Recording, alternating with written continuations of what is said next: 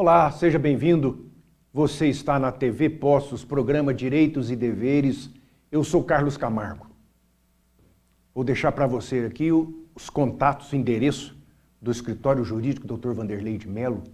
Vamos colocar aqui na tarjetinha aqui, lá no bairro Santa Augusta, na rua Dr. Norberto Carlos Ferreira, número 49. E o telefone é o 3721-7552. 3721-7552, Dr. Vanderlei de Mello. E também sempre mostramos aqui a Luciana Mello, que atende festas de casamento e outros tipos de cerimônia, atividades recreativas, com lindas canções. Ela é tecladista, cantora, vale a pena. Luciana Mello, 999676276, 999676276. E sempre deixamos também o nosso WhatsApp para o contato aí, direto dos nossos telespectadores. E o nosso telefone é o 98451-3033, 98451-3033. Agradecemos a todos que já fizeram uso dessa ferramenta, nos mandando aí elogios, agradecimentos, pedindo matéria para nós comentarmos, as matérias que nós comentamos aqui de projetos de lei que não entendeu direito, pede para explicar de novo, coisa assim. Então, muito obrigado aí pelo carinho, pela audiência, pela consideração. E também você poderá assistir, além da programação normal da TV Pós, esse programa poderá ser assistido pelo YouTube, Direitos e Deveres. Se você colocar lá no YouTube Direitos e Deveres, vai aparecer o programa e todos os programas passados. Então, quem não teve a oportunidade, não teve tempo de assistir pela TV, poderá a qualquer momento no seu celular, no seu computador, ver pelo YouTube. Então, hoje nós vamos falar de algumas novidades aqui, de alguns projetos que estão tramitando pela Câmara Federal, pelo Senado Federal, que vão virar lei, né? E as leis regem as condutas de todos os brasileiros de norte a sul, leste a oeste. E uma matéria que é no meio político ainda que está dando muito o que falar, muita controvérsias, negócio da lei, da PL, né, do projeto de lei a respeito das fake news, que é um termo em inglês que significa notícia falsa, mas na realidade é uma censura. Muda-se o nome, porque censura é uma coisa pesada. A censura ela não é permitida pela Constituição brasileira. Na Constituição de 88 ficou taxativamente escrita na Constituição. Não é permitido nenhum ou qualquer tipo de censura. Na redação, o artigo fala, não será permitida qualquer censura no que diz respeito ao que as pessoas falam, o que as pessoas escrevem, o que as pessoas divulgam, o que as pessoas noticiam. É lógico que já existem leis para os abusos, para as pessoas que vão passar uma notícia, dizer uma notícia e cometem exageros, ofendendo pessoas, caluniando, injuriando, difamando, ameaçando. Tem lei para isso. Então não precisa que... O problema é o seguinte, que com a criação da internet, com a criação das redes sociais, com a facilidade, hoje todo mundo tem aparelho celular e todo mundo navega na internet, nas redes sociais. Hoje, o brasileiro tem as notícias do Brasil e do mundo em tempo real, frações de segundo. E as pessoas veem as notícias, comentam a notícia, divulgam a notícia. As pessoas não estão mais presas às grandes redes de comunicação, que o que elas falavam ou que eles escreviam nos jornais era tido como verdadeiro.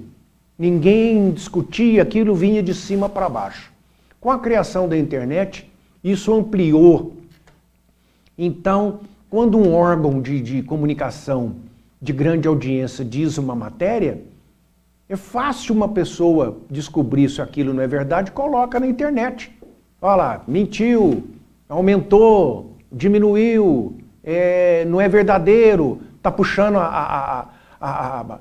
como se diz, está puxando a sardinha para a lata de um ou para a lata do outro. Coisas da política, de ideologia política. Então, pelo que a gente percebe, estão tentando calar a população que faz o uso da internet. Isso é censura. Ah, não, é para normatizar, é para botar ordem na casa. Já existem leis. Então, essas leis que vêm agora, inclusive determinando que as próprias redes sociais façam uma censura, que elas filtrem o que pode e o que não pode. Mas o que pode e o que não pode? Quem que vai dizer isso? Aí vai ser criada uma comissão, essa comissão vai ser criada por quem? É governamental? Ah, mas se é governamental, qualquer governo vai preferir que fale bem do seu governo do que fale mal. Essa comissão, então, vai atuar de forma política e ideológica. Está tudo errado. Essa lei ia ser votada. Ela chegou a ser aprovada para ser urgente. Como que funciona um projeto de lei que entra em caráter de urgência? Todo projeto de lei na Câmara Federal, no Senado, no caso entrou pela Câmara Federal, desse projeto de lei, o que acontece? Quando entra um projeto de lei, ela passa por comissões. Dependendo do assunto que a lei vai abranger, ela passa por comissões compostas por deputados, que vão analisar se aquilo ali compensa, se não compensa, se aquilo vai ser útil para a sociedade, se não vai ser, se está conforme a Constituição, se não está, se vai gerar despesa para o governo, se não vai, se vai, como é que o governo vai, da onde vai tirar o dinheiro para pagar. Então, essas comissões. Agora, em caso de extrema relevância e de extrema necessidade, um projeto de lei pode pular tudo isso e já ir à votação no plenário. E foi o que fizeram com esse projeto de lei aí da censura na internet, que colocaram o nome de fake news, projeto de combate ao fake news. Uma coisa sem justificativa. Por aí você já percebe que tem alguma coisa errada. No afogadilho, no corre-corre. Aí houve uma grande movimentação de outros tantos deputados federais para que então, na hora que fosse feita essa votação, eles iriam perder. Quem colocou o projeto desta forma, nessa correria, iria perder, o projeto não ia ser aprovado. E o que fez o deputado que propôs esse projeto? Foi e retirou. Então muitas pessoas falam, ele retirou, ele desistiu. Ele não desistiu. Não desistiu. Retirou porque o momento não era oportuno. Mas isso aí não está resolvido. A qualquer momento pode colocar de novo. Mas tem um velho ditado que diz, perde no machado, perde no facão, ganha no machado. Então nós já temos aí vendo uma movimentação através do Supremo Tribunal Federal para que normatize. Eles não podem fazer lei, até não sei que jeito que vai ser isso. Colocar regras nas redes sociais, ou seja, aquilo que estavam tentando fazer no Legislativo, que viram que não ia dar certo, jogaram para o Judiciário, a alta cúpula da Justiça do Brasil, para que faça. E o que tudo indica, eles é que vão fazer a censura nas redes sociais, vão determinar. Só que tem uma coisa, cada deputado, ele tem uma representatividade do brasileiro. O brasileiro votou num determinado deputado. Passa a procuração, me representa, represente a sociedade. É assim que funciona o processo democrático legislativo, quando nós votamos. Nós estamos dando uma procuração para aquele que nós votamos, para nos representar. Agora, o Poder Judiciário, os juízes, os ministros do Supremo, eles não são eleitos por ninguém. Eu, você, nenhum do povo votou nele, nenhum do povo deu procuração através do voto para eles. Eles são escolhidos, conforme diz a Constituição, por indicação do presidente da República, aprovado pelo Senado. uma sabatina, vai lá, conversa, expõe, vota e foi aprovado, acabou. Então, teremos mais notícias por aí. E espero que não sejam tão pessimistas como vem sendo até agora. Mudando radicalmente de assunto, tem um projeto de lei tramitando também lá na Câmara Federal que torna obrigatório o estudo de direito animal em escolas de ensino fundamental e médio em todo o Brasil. Estudo de direito animal. Então, esse é um projeto que é agora recente, de 2023, é o projeto de lei 815, que torna obrigatório o uso e o estudo da disciplina de direito animal em estabelecimento de ensino fundamental, ensino médio, público ou privado.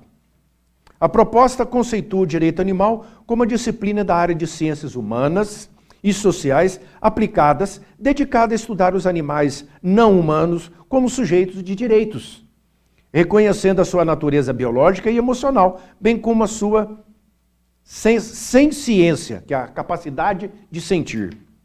Então, é uma matéria a ser ministrada nas escolas. Isso aí a gente vê com bons olhos, porque vem trazer aí aos estudantes, porque é de pequeno que se aprende, é de pequeno que se é educado, e vão a passar, então, a ver como se deve respeitar os humanos e os não humanos, no caso, os animais. Respeitar os racionais, os humanos, e os irracionais, os animais. Então, a maneira de proceder com eles, a maneira de tratar, a maneira de conviver, de se relacionar e de respeitar, de proteger os animais. Então, é mais um ensino que estão com projeto de lei para entrar nas escolas públicas e privada. Uma matéria interessante aqui de um outro projeto de lei correndo pela Câmara Federal, que dispensa comprovante de escolaridade para taxista. Até eu nem sabia disso, que para ser taxista tem que provar, perante o sindicato dos taxistas, a escolaridade. E agora tem um projeto que é o 72623, que proíbe expressamente a exigência de comprovante de escolaridade para o exercício de profissão de taxista. O texto em análise na Câmara do Deputado insere na lei que rege isso, esse dispositivo. Há denúncias, diz aqui o deputado Florentino Neto do PT do Piauí, que há denúncias de que associações de taxistas estariam pedindo a comprovação de conclusão de ensino médio como requisito para o exercício da profissão, o que caracteriza a exigência não prevista em lei, afirmou esse deputado. Então, para ser taxista, na realidade, a pessoa tem que estar habilitado. Tem que ter a carteira nacional de habilitação na categoria C, D, E, né? Até o B, para um caso aí dos transportes por aplicativo. Tem que ter um curso, no caso dos taxistas, um curso promovido por entidade reconhecida de relações humanas, direção defensiva, primeiro socorro, mecânica, elétrica básica de veículos. Isso já é exigido e é correto. Veículo com as características exigidas pelas autoridades de trânsito. Então, isso aí já é regido pelos municípios. O município toma conta disso.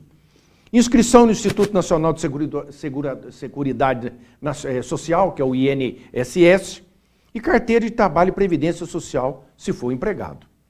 Então, alguns sindicatos exigem que seja afiliado ao sindicato e para que ele possa obter, então, a concessão de ser um taxista junto ao município, ele deverá ter essa escolaridade de ensino médio. E agora essa proposta é que isso não seja mais necessário, essa obrigatoriedade de ensino médio. Hoje, na realidade, já é difícil achar pessoas que não possuem o ensino médio. O Brasil melhorou muito nesse aspecto, então pode ser que a pessoa não tenha um ensino médio completo, começou, não terminou, parou em tal série, mas o importante é que se ele tem a carteira nacional de habilitação, é porque ele sabe ler, sabe escrever, fez a prova do psicotécnico no Detran, passou, fez a prova de conhecimento teórico, que é a provinha escrita, múltipla escolha, e então tem que saber ler e escrever para fazer tudo isso aí. Passou, né? E depois foi para a direção veicular e passou. Então não tem que se preocupar com isso. É uma coisa, uma exigência a mais que não tem fundamento. Como eu disse, eu nem sabia que precisava disso. E então essa proposta é para que acabe com isso aí. Essa semana próxima passada, a Câmara dos Deputados aprovou um projeto aí, ela já aprovou, já vai para o Senado para ser votado lá, que prevê salários iguais para homens e mulheres. A Câmara dos Deputados aprovou na sessão deliberativa da quinta-feira, dia 4 de maio, proposta que institui medidas para tentar garantir a igualdade salarial e remuneratória entre mulheres e homens, na realização de trabalho de igual valor ou no exercício da mesma função. Então, eu também estou vendo esse projeto, essa lei que foi aprovada, como até uma redundância, porque na reforma trabalhista do governo Temer, que agora estão querendo derrubar a reforma trabalhista, o atual governo, na reforma trabalhista já prevê isso aí. E que o salário na função, quem vai exercer um empregado que vai exercer uma determinada função, ele recebe o mesmo salário, se for homem, se for mulher, se for preto, se for branco, se for gordo, se for magro, se for novo, se for velho, não interessa. Não interessa. Então, quem está exercendo uma função, por exemplo, caixa de supermercado, se for mulher, se for homem, se for de qualquer idade, etnia, raça, religião, não interessa. O salário é igual para todo mundo. Exerceu a função, o salário é X, então é X para todo mundo. Ah, não, se for mulher, é menos. Não, mas se a pessoa for de uma determinada etnia, uma religião, é menos. Não, isso não existe. Isso não existe. A Constituição não permite. E isso, a lei trabalhista, como eu disse, da reforma do governo Temer, igualou tudo isso. Agora, o que existe são pessoas que têm tempo de serviço, têm adicional, outros que já têm alguns cursos, têm adicional, né? Então, esses adicionais vão fazendo a diferença. Pessoa que passou por curso de reciclagem e vai ter um aumento, mais 5% disso, mais 2% daquilo outro. Agora, o básico é igual para todo mundo. Eu não entendi essa lei repetindo uma coisa. Aí depois eu fui procurar saber que a única diferença que tem é que não tinha na reforma trabalhista que as empresas vão ter que publicar, o empregador vai ter que publicar de 6 em 6 meses. Vai ter que publicar uma relação dos números de funcionário, homem e mulher, na função tal, e o pagamento, como eles recebem, todos iguais. Para dar transparência. Não via necessidade nisso aí. Também existe um projeto, que até foi aprovado também na Câmara, que ela fixa a idade máxima para ingresso na Polícia Militar e no Corpo de Bombeiro. Todos os estados do Brasil e o Distrito Federal possuem a sua Polícia Militar. Cada estado tem a sua independente do outro. O mesmo acontece com o Corpo de Bombeiro, o mesmo acontece com a Polícia Civil, com a Polícia Penitenciária. E em um estado a coisa funciona de uma determinada forma, no outro estado funciona de outro jeito. Então, por ingresso na Polícia Militar, no estado, tem estado que a idade máxima para entrar 32 anos, na outra 28, na outra 30. Então, essa Comissão de Segurança Pública dos Deputados aprovou o projeto 1469 do ano de 2020, que estabelece uma idade máxima para ingresso na Polícia Militar e Corpo Bombeiro Militar de 35 anos para os casos de oficiais e praças, e de 40 para oficiais médicos, de saúde, dentista, psicólogo e outras especializações. E então fica agora uniformizado em todo o Brasil. Esse projeto agora já foi aprovado a comissão aprovou, vai ter que ser votada na Câmara, se for aprovado vai para o Senado e se for aprovado vai para a sanção do presidente da República, que eu acho que não vai ter nenhum tipo de problema. Com isso vai haver uma normatização igualitária. Então, para quem quer entrar na Polícia Militar, a idade máxima é 35 anos, como eu disse aqui, para quem vai entrar fazendo um concurso para oficiais ou quem vai entrar para formação de praças. E de 40 para quem, médico, dentista, psicólogo, outras funções. E com isso iguala. E para início de carreira é sustentável, porque uma pessoa entrando com 35 anos, tendo 30 anos de serviço, ela vai até os 65 anos de idade para chegar na aposentadoria de 30 anos de atividade, de exercício da profissão policial, neste caso aqui. Então, é uma coisa que veio normatizar e que vai resolver muito problema. Agora, a idade mínima também varia. Tem estado com 18 anos, tem estado com 20, tem estado 21, então, mas a maioria 18, no caso, aí para entrar como curso de formação de soldado, no início da carreira de praça, né? E então, com isso, resolve uma coisa que vai agradar muitos que já passaram daquela idade, por exemplo, de 30 e 32, vão poder fazer concurso, porque agora passou para 35. Então, vai o quê? Abrir um mercado de trabalho, vai abrir chance para pessoas que querem ingressar. Falando ainda em polícia militar, como eu disse, cada estado do Brasil tem a sua, e agora tem um projeto de lei também, do deputado Capitão Augusto, do PL de São Paulo, que proíbe o emprego de um único policial militar por viatura das PMs dos estados e do Distrito Federal. A proposta tramita pela Câmara dos Deputados, está correndo ainda pela Câmara. Isso significa que não será permitido que somente um policial fique na viatura. Então, se a viatura, o veículo utilizado pelas polícias militares estiver em patrulhamento, em serviço de ação ostensivo preventiva fardada, ela deverá ser composta de, no mínimo, 2 policiais. Aqui no estado de Minas Gerais já se procede assim. Você não vê aí viatura com um policial somente, sempre com 2 ou mais. Já tem estados no Brasil que isso é comum. Você vê uma viatura só com um policial, está dirigindo, não tem um outro ao seu lado. Em outros estados isso acontece. E isso é inseguro, isso é perigoso.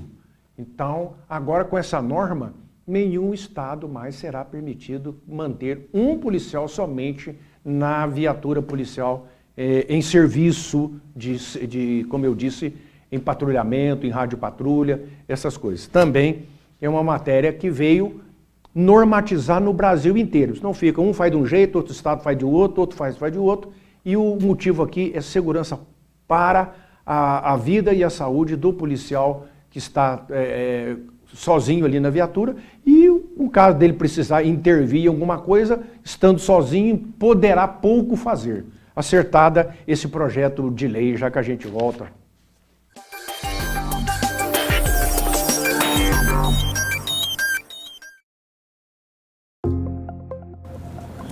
Quem gosta de usar dentaduras? Em um dia, meu sorriso foi reconstruído com implantes. Essa frase foi dita por mim há 15 anos atrás. Hoje tenho certeza que foi o melhor investimento feito na minha saúde. Continuo comendo e sorrindo com segurança. Faça como eu, venha para o Implar e volte a sorrir.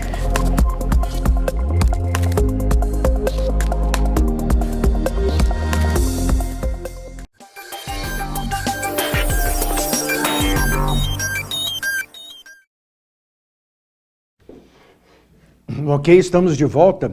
Ainda falando mais de projetos de lei, né, correndo lá pela Câmara dos Deputados, mais um ainda dentro de um assunto semelhante, a respeito de serviço militar, polícia militar, corpo de bombeiro. É o projeto 530/2023, que cria o Programa Policial Cidadão, Bombeiro Cidadão, voltado à capacitação de jovens recém-desincorporados ou dispensados do serviço militar obrigatório. O objetivo do programa, além de oferecer formação profissional na área de segurança pública, é integrar os jovens aos efetivos das polícias e dos bombeiros militares dos estados e do Distrito Federal.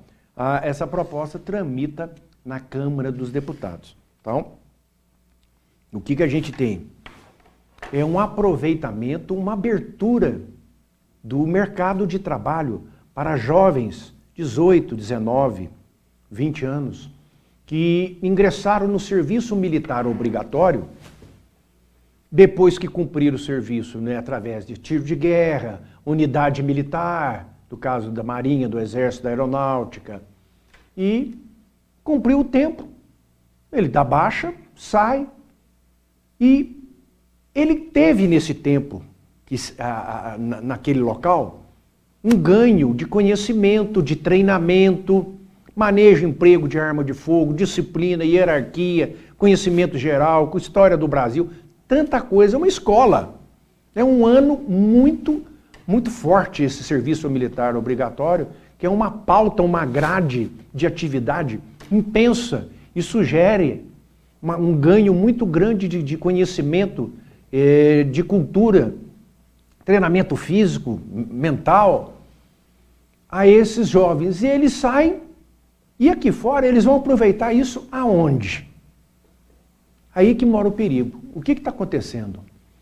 O tráfico, os grandes traficantes, as grandes facções criminosas do Brasil recrutam esses jovens, porque eles já vêm com formação.